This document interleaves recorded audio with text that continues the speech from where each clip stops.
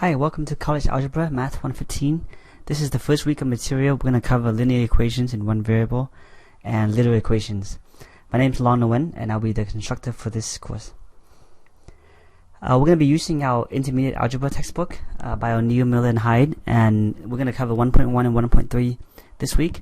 And so these lecture notes, as well as the video that we're going to go over today, is very much from the textbook, and so but we're only going to cover certain sections of the textbook, and so feel free to watch the video or to read over the notes. All these will be available on Blackboard. A measurable outcome is a math skill or a piece of math knowledge that will be tested on an exam, and every lecture I'll list the measurable outcome for the week, and basically when I write tests, the test will kind of come from these set of measurable outcomes. And so after every video, after you read over the notes or do the homework, make sure you check back to this this slide here and be sure to understand these measurable outcomes. Here's 1.1, section 1.1, linear equations in one variable. So what is an equation? An equation is basically a statement that contains an equality sign and maybe some variables and some constants.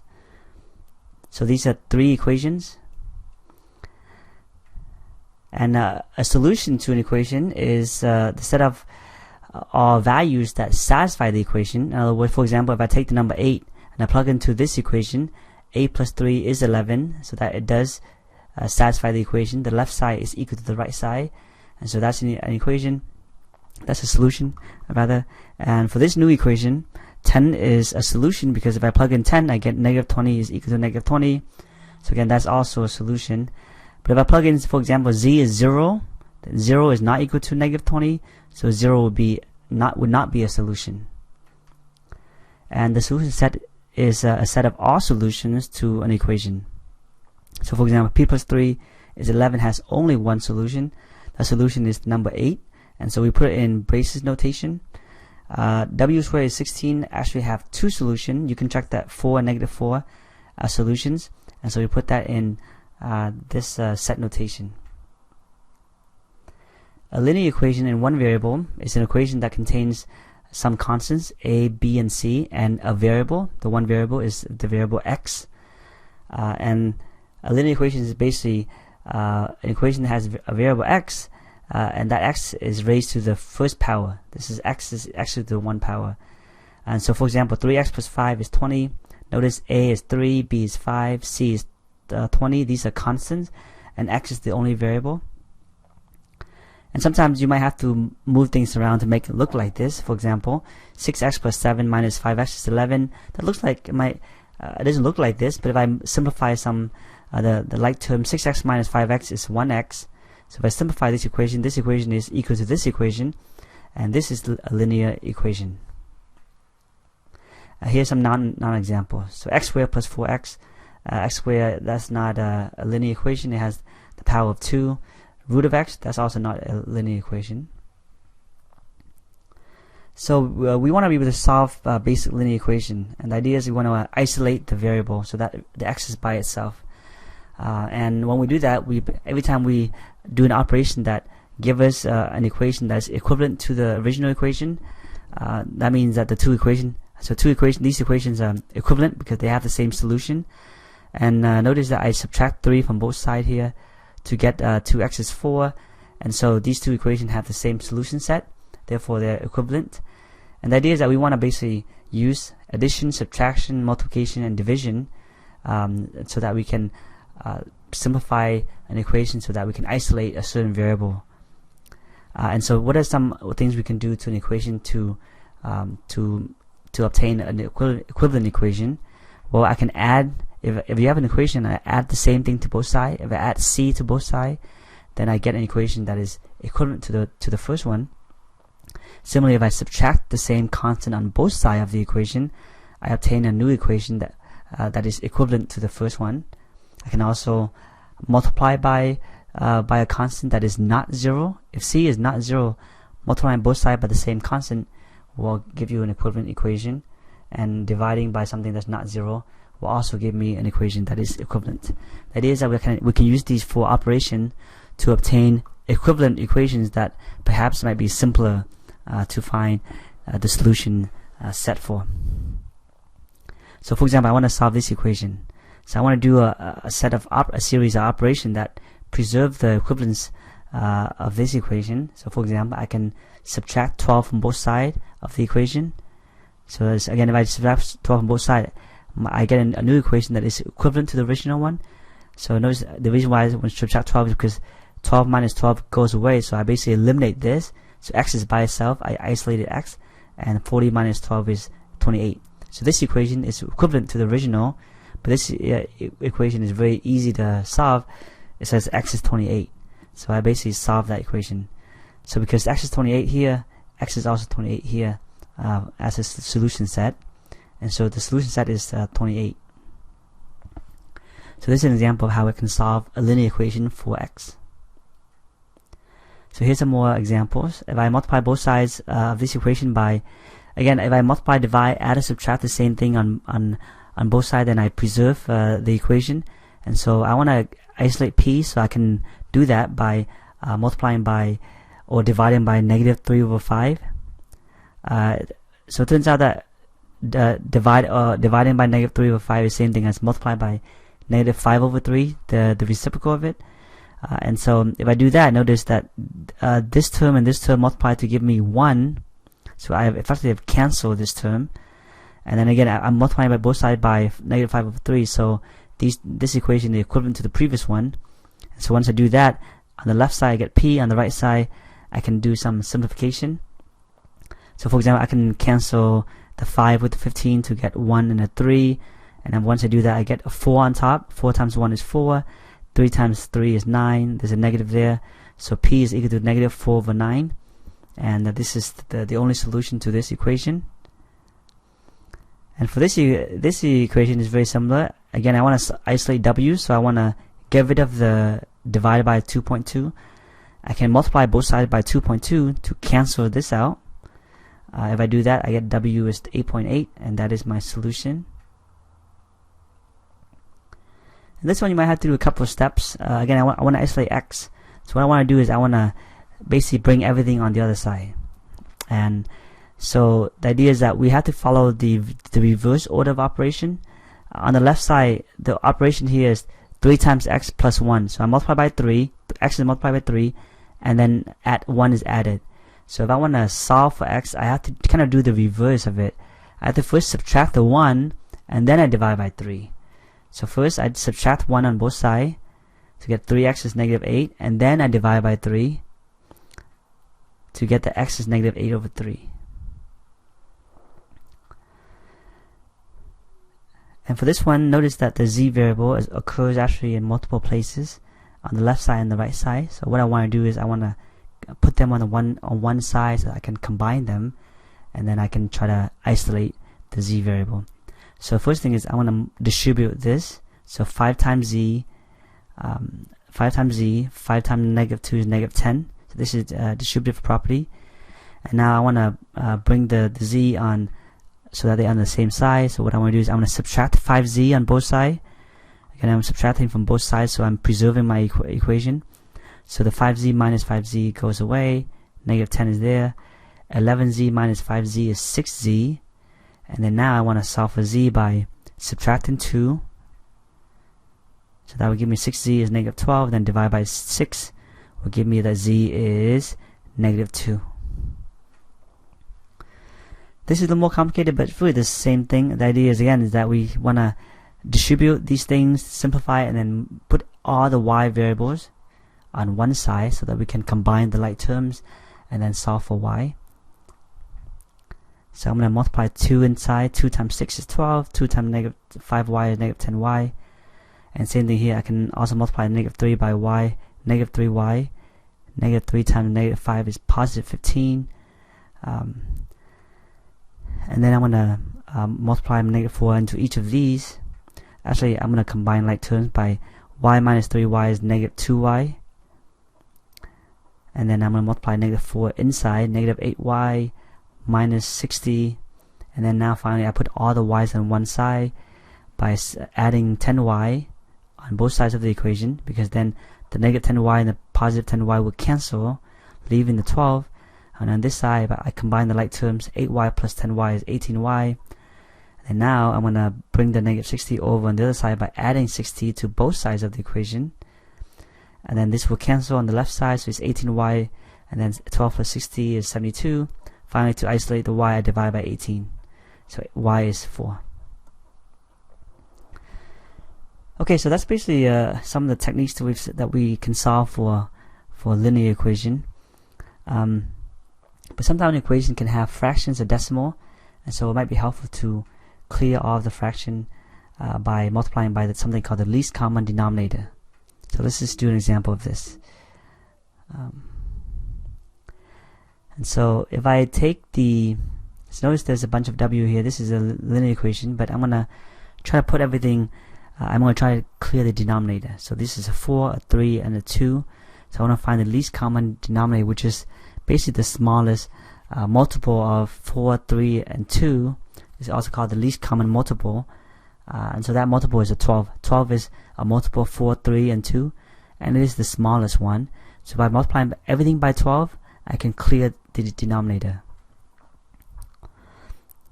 Okay, well, before I do that, I guess I can distribute 12, the 1/2 into this parentheses. So 1/2 w minus 2. Because 1/2 times 4 is negative 2. So I want to multiply everything by 12, and that will help me clear the denominator. 12 times 1/4 is, well, let's just multiply 12 into each of these. And then 12 divided by 4 is 3. 12 divided by 3 is 4. 12 times negative 1 is negative 12. Notice that all the fractions are gone. 12 divided by 2 is 6. And then the 12 times negative 2 is negative 24. And now I combine like terms. This is 7w. And then I put the 6w on the other side to get w. And then I move the negative 12. I add 12 to both sides to get negative 12. So 12 plus negative 24 is negative 12. And there's my solution. Now it's possible that we have an equation that have three cases. So a conditional equation is the equation that is true for some x but not true for others. For example, x plus 4 is 6. This is true when x is 2, but it's not true when x is, say, 5. So this equation is conditional. So it has some solution, but not everything is a solution. The only solution is 2, actually. So this is called a conditional equation. A contradiction is an equation that have no solution. For example, x plus 1, x plus 2. There's no value of x that you can find that when you plug in will satisfy this equation. So this equation has no solution. And the way I see that is that if I try to subtract x from both sides, I get an equation that's 1 is equal to 2, and that's a contradiction. And so if you have a contradiction, that means that your original equation has no solution, or we say that the solution set is the empty set. Now an equation, you might have an equation where it's true for all x, so we call that an identity. So x plus 4 is equal to x plus 4. This is true for any x. If x is 10, I plug it in, I get 14 is 14. Whatever x I plug in here, I always get that this equation is satisfied. And so the way I see that is that if I subtract x from both sides, I get that 4 is equal to 4. So if I get an identity, that means that the solution set is all real numbers. So in set notation, I can say x, this vertical line means such that x is a real number, meaning every real number is a solution. Okay, so let's talk about some applications of linear equations. One important application that's useful is if you have some merchandise you want to buy and and there's a discount, and we want to calculate the discount. So for example, suppose you have a microwave oven that's $305, and there's a discount of 20%. So how do you figure out how much it costs after the discount? Well, 20%. I will need to figure out what is 20% of the original price. So 0.20 times 305 is 61. So that means 61.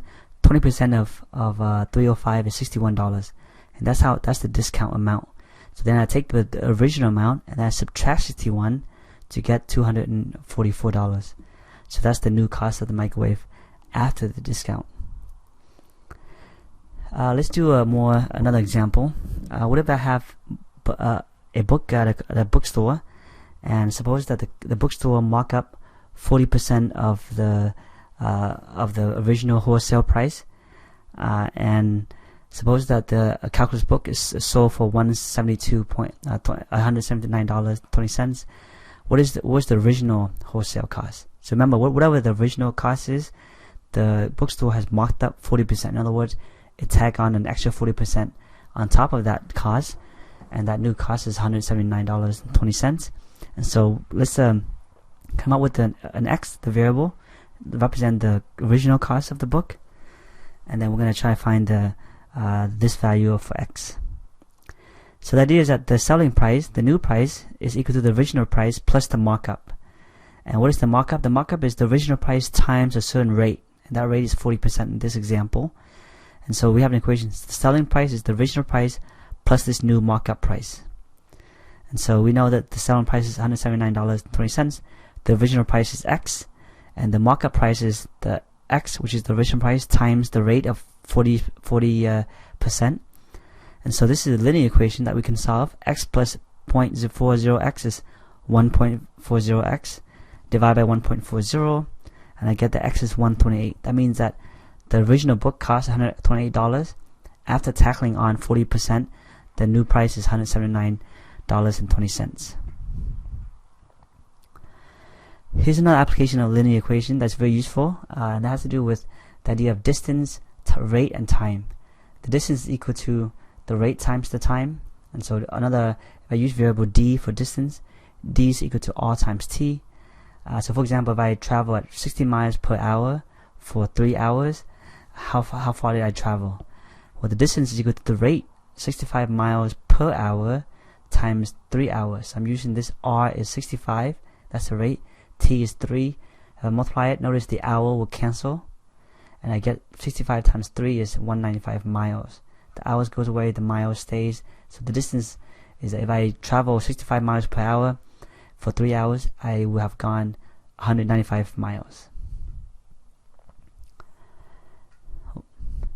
Okay, let's do another problem here. Suppose you have a hiker who can hike 1 mile per hour faster downhill than uphill, and say that it takes the hiker 3 hours to hike to the lake and 4.5 hours to hike back. And then the question is, what is the speed hiking back to the campsite? Well, let's look at the equation here. So notice that the rate going to the lake is so let's just say that we're looking for the speed of going back to the campsite. So let's call that rate be x, and then because it took us 4.5 hours to go back to the campsite, the distance that we travel on the way back is 4.5 times x. Remember, it's rate times time. So x times 4.5 is 4.5x. That's the distance of going back to the campsite. Now going to the lake, we go faster downhill. So whatever rate that I go on the way back, that the rate going to the lake is faster going downhill. So it's x plus 1. So I'm going 1 mile per hour faster. And the time it took me is 3 hours. So 3 times x plus 1 is the distance that it took me to get to the lake. And notice that the trip to the lake and back to the campsite should be the same. So here's my equation. The distance to the lake is equal to the return distance. So 3 times x plus 1 is 4.5x. And so I multiplied 3x to 3 inside the parentheses by distributing 3 times x plus 3. And then I move the x on one side so I can combine like terms. Subtract both sides by 3x. So that I get 3 is equal to 1.5x. 4.5x minus 3x is 1.5x. Then I divide by 1.5, I get x is 2. That means that on the return trip, my speed is 2 miles per hour. And that means that on the way to the lake, I would have gone 3 miles per hour because I go a little bit faster. Okay, and then let's do some application of some geometry application and some linear equations. Suppose that you have a length of a rectangular coral which is 2 feet more than 3 times the width. So the length is 2 feet more than 3 times the width. And then the coral is situated such that one of its shorter sides is adjacent to the barn and does not require any fencing. So we're trying to create a rectangular curl, but the barn is going to be one of the fence. The total fencing is 774. So find the dimension of the coral. So let's see a picture here. So the idea is that the barn is going to be acted as part of the fence, and so I have to have this is a rectangular fence, but I don't need to fence the side that is on the barn. And we know that say the width is x, the length is 2 more than 3 times the width. So 2 more than 3 times x, that's the length. So 3x plus 2 is 3 times more than 3 times the width plus 2. If I add all three sides, note these two sides have the same length. If I take all these 3 and add them, I should get 774. So that's what I do next. So notice there's these 3x plus 2, there's 2 of them. There's 2 of these, so I can say 2 times 3x plus 2 plus x, that's the width. That's this side right here. So if I add all these 3, I get, I can multiply the 2 inside, so you get 2 times 3x is 6x plus 4 plus x. And then 6x plus x is going to be 7x plus 4. Subtract the 4 on both sides, that gets 770. And then divide by 7, x is 110. So that means that the width is 110 feet. And then to get the other dimension, if this is 110, then I can get this length by substituting 110 into this equation, and I get 332. Linear equations are equation that contains several variables, more than one variable. So for example, the perimeter of a rectangle is 2 times the width plus 2 times the length. So notice it has many variables: the perimeter, the length, and the width. And sometimes when you have equations that have several variables, it might be useful to solve for one of them.